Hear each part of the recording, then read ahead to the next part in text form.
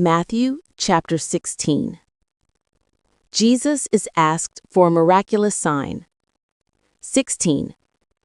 The Pharisees and Sadducees came to put Jesus to the test. They asked him to show them a miraculous sign from heaven. 2. He replied, "In the evening you look at the sky. You say, 'It will be good weather. The sky is red.' 3. And in the morning you say, 'Today it will be stormy. The sky is red and cloudy.' You know the meaning of what you see in the sky, but you can't understand the signs of what is happening right now. 4. An evil and unfaithful people look for a miraculous sign, but none will be given to them except the sign of Jonah." Then Jesus left them and went away. The yeast of the Pharisees and Sadducees. 5. The disciples crossed over to the other side of the lake. They had forgotten to take bread. 6. "Be careful," Jesus said to them. "Watch out for the yeast of the Pharisees and Sadducees." 7. The disciples talked about this among themselves. They said, "He must be saying this because we didn't bring any bread." 8. Jesus knew what they were saying, so he said, "Your faith is so small. Why are you talking to each other about having no bread? Don't you understand yet? Don't you remember the 5 loaves for the 5,000? Don't you remember how many baskets of pieces you gathered? Don't you remember the 7 loaves for the 4,000? Don't you remember how many baskets of pieces you gathered? How can you possibly not understand? I wasn't talking to you about bread, but watch out for the yeast of the Pharisees and Sadducees."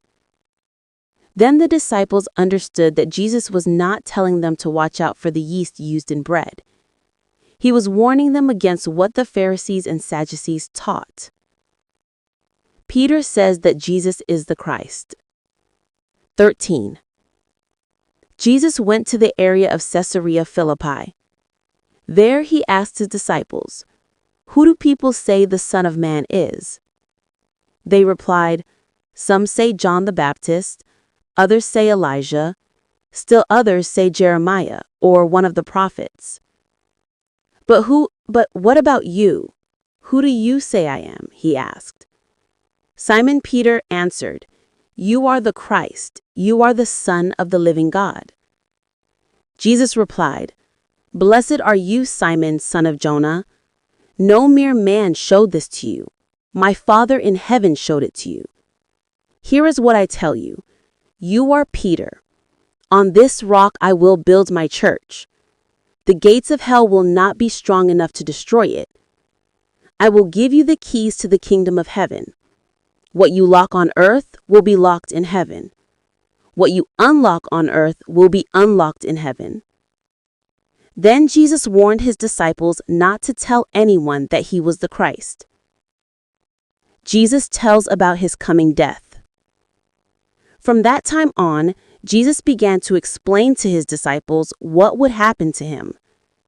He told them he must go to Jerusalem. There he must suffer many things from the elders, the chief priests, and the teachers of the law.